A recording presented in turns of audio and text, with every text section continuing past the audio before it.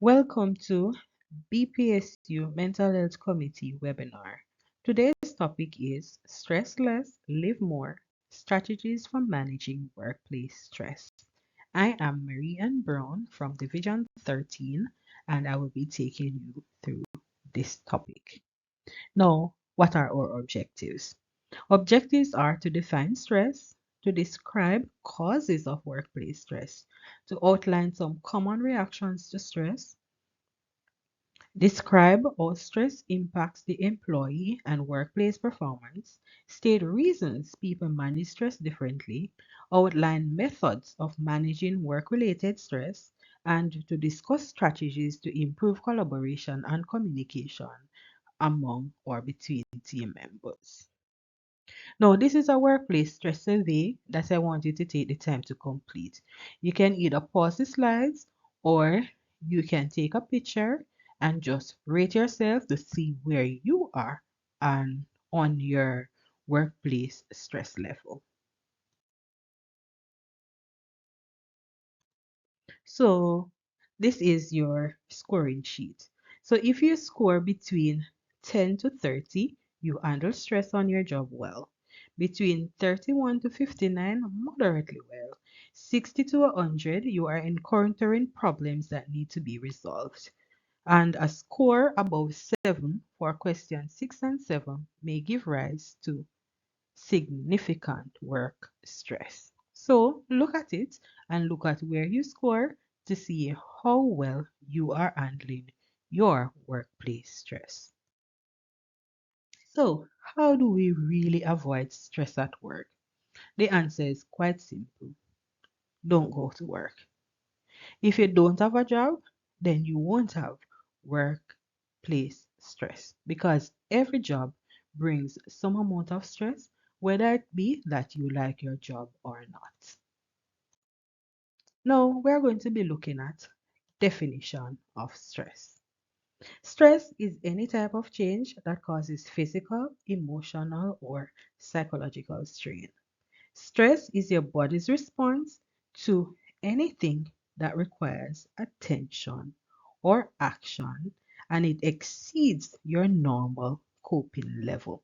So there are little stresses that you go through on a daily basis that you may be able to cope with. But workplace stress, then, when we look at all of those areas, is that it is the harmful physical and emotional responses that can happen when there's a conflict between job demands on the employee and the amount of control an employee has over meeting those demands. So if you feel like you have all of these things to do and you may be able to cope with your everyday work, but when it becomes overwhelming that you are no longer able to cope effectively, then it is considered a stressor. Now, stress affects both the brain and the body. So there are mental and physical effects of stress. So little stress is good for persons to perform and to protect themselves, but too much stress can be overwhelming and harmful. So, for example, they would say that you never achieve greatness in your comfort zone. So, you need a little bit of stress in order to push you to meet your highest potential or to achieve your optimum level of functioning. If you are too comfortable, then you are going to get complacent. So you need a little stress sometimes to give you that push and that drive. And that is why it says that there is positive and negative stress in the workplace. It depends on how you perceive the stressor that you are faced with. Learning how to cope with stress is important for your mental and physical well-being. But how common is stress in the workplace? Now, I was looking for some local data, which I didn't come up with anything much. So we're going to look at the Great United States data. And I'm sure that if we look closely or if we do workplace surveys, our data may be on par with the data presented in the USA. So the first thing it says that around 1 million Americans miss work every day because of stress. 55% are stressed during the day at work. 94% of workers report feeling stress at work. 63% report they are ready to quit their job to avoid work related stress.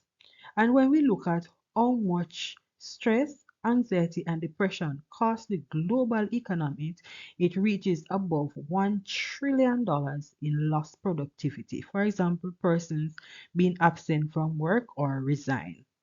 77% of people report feeling stress that affects their physical health negatively, and 73% report feeling stress that impacts their mental health negatively. There are some other surveys that looks at 56% of employees find stress impacting their workplace performance. 51% agree that it affects their relationship with coworkers and peers, and 50% see the impact of on the quality of their work.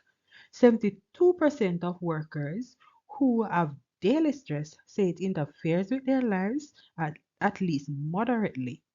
30% of persons take prescription medication to manage stress, nervousness, emotional problems, or lack of sleep, and 28% of employees experiencing stress daily have anxiety or panic attack.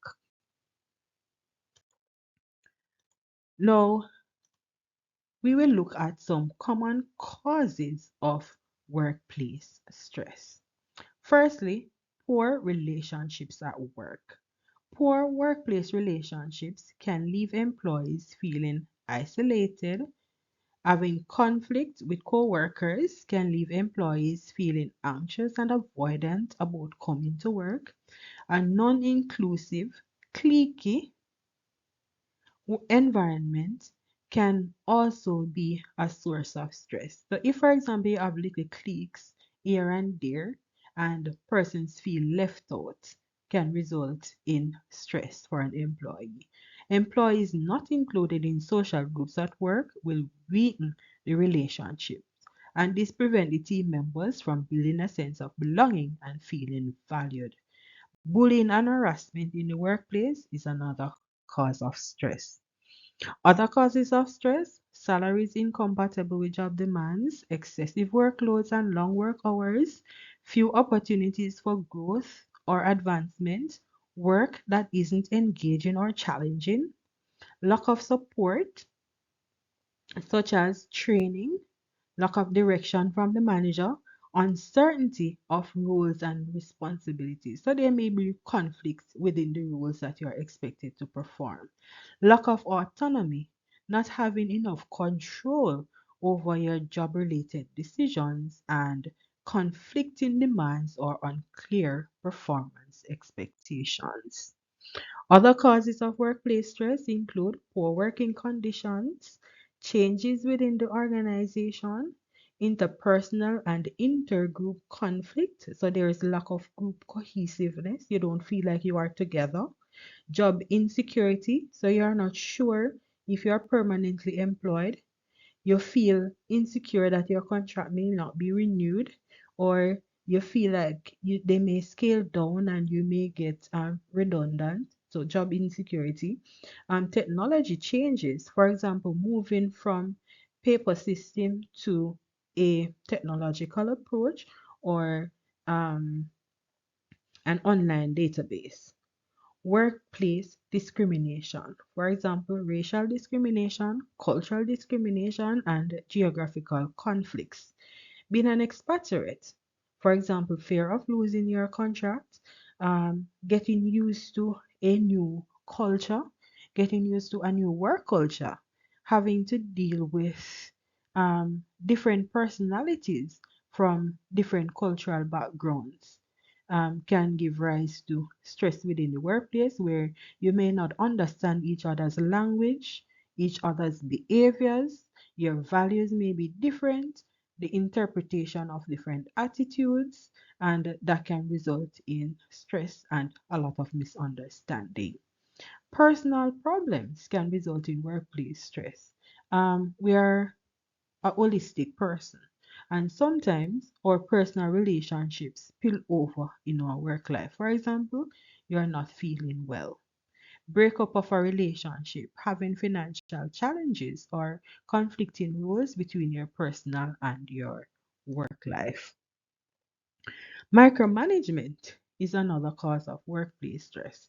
And some characteristics of a micromanager is asking to be copied on every email, oc- occupying themselves with work assigned to others, thereby taking on more work than they can handle because they believe they can do it better, looking over the team's shoulder, both literally and figuratively, to monitor what each member is working on, constantly asking for updates on where things stand, wanting to know what each team member is working on all the time, and delegating not only what needs to be done, but how it should be done, and leaving no room for the team to take their own initiative, and never being satisfied with the deliveries. So you may ask, the micromanager asks for all of these things, but never satisfied with the outcome at the end of the day. What are some of the impacts on micromanagement? Micromanagement can have a negative connotation because an employee may feel that a manager is being condescending towards them. Team members eventually become insecure, frustrated, and resentful as their work is undermined at every stage and they have no autonomy. While micromanagement may produce some immediate response, for example, you ask for something to be done a particular way, the employee may do it, but it tends to lower the company morale and creates a hostile workplace. So after a while, persons start getting frustrated. Although micromanagement is easily recognized by others in the organization, the micromanager may not view themselves as such. And this is very important because a lot of workplaces have high levels of stress because of this. Now, how do you normally react to stressful situations at work? And this is a personal question that I want you to take a minute or two to answer. How do you normally react to stressful situations at work? You can write down your response or you can just think about what your response are. So some of the common reactions to workplace stress are irritability, combative, confrontational, and argumentative, withdrawn, so you no longer desire to participate in work related activities, absenteeism and sick days, do the bare minimum at work, high performers will scale down, impulsive decision making, strain on work relationships and team, procrastination, and eventually resignation. Now, how are stress manifested in the workplace? So, stress may manifest as fear or worry, inability to relax, they always feel anxious and on edge, increased heart rate, difficulty in breathing or shortness of breath, headaches and body pains without a physical cause or origin, nausea and gastric problems, disturbance in sleeping patterns, change in your eating patterns. You may eat more or eat less. You may have difficulty concentrating, and so work performance is decreased. Worsening of pre existing health conditions, increased use of alcohol, tobacco, and other drugs. Impact of stress on the employee and the organization also consists of low morale and motivation. So you may not be motivated to do anything. So it affects your productivity and your quality of work. Poor mental health, so it can result in anxiety, fear, depression, frustration, and paranoia. Poor physical well-being, so sleep disorder, hypertension, obesity, and cardiovascular disease. Poor employee retention rates, so there is high employee turnover. People don't stay. So it can be the organization as on a whole or the department where persons just um, change. So it's either they ask for a transfer to a different area or they may resign from the job. It impact personal and workplace relationships. For example, Stress can prevent employees from devoting energy towards their relationships at home and also towards their relationships with each other. It also affects the work life balance. Now, what are some complications of poorly managed work stress? A major complication is employee burnout. Now, you're like a battery, and if you're not getting recharged, then your battery life is going to run out. And when the battery life is running out and you are getting low, that is characterized as burnout. Now, what are some signs of burnout at work? You're always feeling tired, lack of motivation to work, increased active anxiety, poor work performance, increasing mood swings, and other physical ailments include unable to sleep, frequent migraines, dizziness, or fainting. So you start having challenges, physical challenges, and emotional and mental challenges. Lack of motivation when you feel burnt out. So then we are going to look at tips in managing workplace stress. It is important to note that you can't always avoid the tensions that occur on the job, yet you can take steps to manage work related stress. So you have to look at what are the things that you can control, what are the things that you have some control over, and what are the things that you have absolutely no control over that you have to adapt to them. Now, before we get into all of that, we look at why do individuals differ in the way they manage their stress. One perception, we all perceive the stressors differently. I may look at something happening and I take the positive from it to say that, okay, I'm going to use this as a driving force for me to go, um, for me to do more, or I may see it as a detriment and just get demotivated and lose my desire or motivation to push. Your experience, your social support system, whether it be your social support at work or outside of work, your locus of control. Are you internally motivated or externally motivated? So, internally, you motivate yourself, or do you need someone to tell you how good you are doing for you to get motivated to continue? Your personality traits. There are some persons who create stress by their personality. They see everything as being stressful or a stressor. Your belief system and culture, age, sex, and gender also affects how you manage stress, and we have to agree that we are all different. So let us look a little bit at our buckets and protective factors. So we look at, there are two buckets that we are going to look at. One is the leaky bucket and two, the controlled bucket. So one with the leaky bucket is that you put in all the resources. So you go to the gym, you have good social support, you go to church, you pray, you take the time to meditate, you do your yoga, you do all the things that you need to do. You have a good family support system, but there is no filter. There is no control over it. So you realize that all of those things go in and you still feel stressed because there's no control. Now, with the control bucket, it has a faucet. So while all the stressors go into the bucket, so the trauma, the worry, the anxiety, the distress, now there are faucets that you can use to say, all right, I need to see my friends, I need to talk, I need to exercise, I need to get more rest, I need to go and have fun, I need to take some time off. There are things that you can do to control how distress affects you. Now we look at 8 simple steps of managing stress at work. Number one is to identify your stressors. To deal with stress, you have to be able to identify what your stressors are because not all situations are dealt with in the same way. Number two is to track your stressors. Be aware of your thoughts and feelings about the environment, people, and circumstances involved in your workplace. So track it. What is it that really gets stressed out? Is it when you are asked to do something? Is it when you're in a particular space? Or is it when you're in a particular situation or circumstance? And then look at your reaction.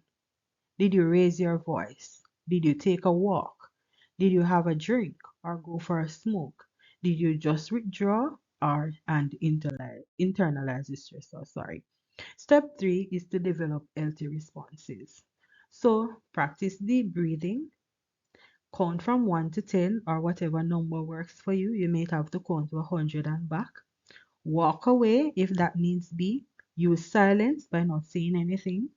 Talk to a supervisor if talking to the person do not work. Be informed. Be familiar with your CVA, your job description, and assign roles and responsibilities. Keep abreast with current trends in your specialty area. Make time for your hobbies so you can read a book, watch a comedy, play some video game, play a game on your phone, go for a walk outside, get some rest and sleep, limit your caffeine intake, refer to organization policies and procedure manuals, have the conversation in a healthy way and for the right reason. So look at it to say, instead of using, oh, you make me feel this way and this is how you make me feel. No, this is how I feel. Take ownership and develop healthy responses. Step four is to establish boundaries. Boundaries are very important. Establish some work life boundaries for yourself. First thing, separate your work life from your personal life. Do not feel obligated to follow up with social media posts at all times. That can stress you out. Your friends may be going off on all of these vacations and you may not be able to afford it. There's no reason for you to stress yourself over it. Try not to do things you are not comfortable with.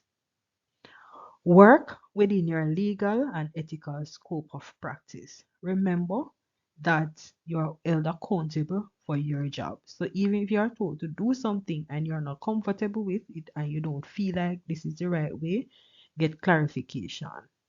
Know your limitations and your strengths. Avoid workplace gossip, grapevines, and negativity. Think positive because you cannot have a positive life with a negative mind. So you have to create a positive mindset at all times.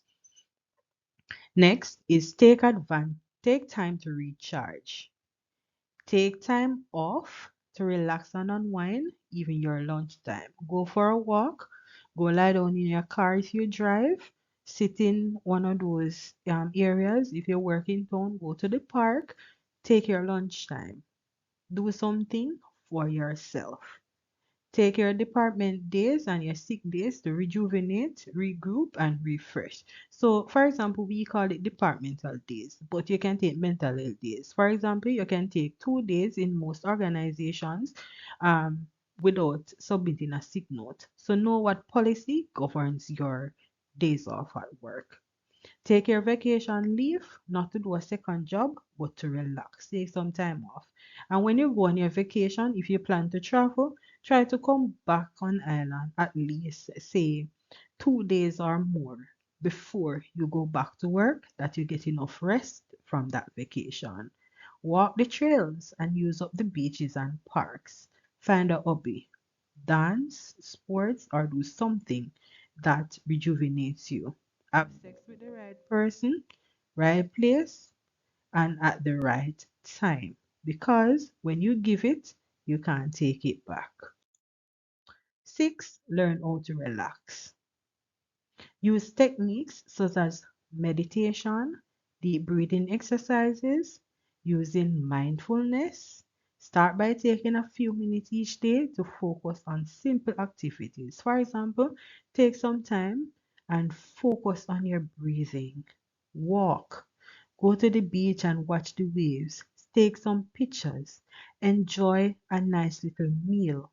Look for positive in negative situations and try just to not get all worked up about everything. Do things that you enjoy to tone you down a bit. Be supportive of each other in the work environment. Create a work environment that promotes employee well being. Talk to each other, be approachable. both staff and supervisors. Be kind to each other. Learn to share a smile, a kind word, a joke, some of your lunch, your time, experience, knowledge. Learn to compromise. If you want somebody to change a behavior or an attitude, be willing to change yours. Be flexible and be empathetic. Put yourself in the other person's position. And finally, get some support. Accept help from a trusted friend or family member. Sometimes it is a stranger, or sometimes it is somebody that you don't like that offers you the support. It is a sign of strength to talk about your feelings. Seek assistance from a psychologist or mental health professional as needed. Utilize your faith based organization. Do not isolate yourself. Have a good avenue to vent. So, have a vent buddy. Utilize resources available to you, including the union or professional organizations such as EAP. And do not try to change people or internalize the behavior of others. You will not win. So, tips to encourage collaboration across work departments. Make sure everyone is on the same page. Encourage consistent, open communication. Practice transparency from the top. Enable empathy and understanding. Lead by example. Encourage open feedback. Create a sense of community and collaborative work culture. Promote and promote an environment of psychological safety. And when we look at the World Health Organization goals and what they should look like, the United Nations 2030 Agenda for the SDGs or Sustainable Developmental Goals look at safe and secure working environment for all workers. Secure safe workspaces extends beyond the protection of workers, physical to their mental and psychological well-being. So, tips to help reduce employee work stress. Give recognition, and this slide is for managers. Give recognition for a job well done. Treat employees fairly and without favoritism and discrimination. Be supportive of staff experiencing hard times. Set realistic, clear goals and expectations. Hold everyone accountable for their work. Provide employee assistance plan as part of your benefit package. Offer flexible work schedules as much as possible. Promote a safe work environment. Example, comfortable lunch or break room for staff. Macromanage rather than micromanage. A hands-off leadership style that gives employee control and autonomy over their work. Assesses and enhance existing benefits. More pay, vacation time, work from home, daycare facility for staff, study leave and training are just some things that you can give to enhance your employment. Create a psychologically safe workspace. Implement a holistic employee mental health program, training, and support. And the BPSU Mental Health Committee in the future hopes to roll out psychological first aid for workplace. Now, what does a psychological safe workspace look like? It is a psychological safety at work. It doesn't mean that everyone is going to be nice to each other all the time. There will be conflicts, but it means that people feel free to brainstorm out loud.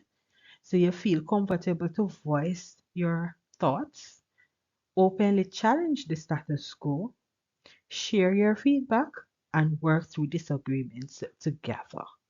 Knowing that leaders value honesty, outspokenness, and truth telling, and that team members will have one another's back.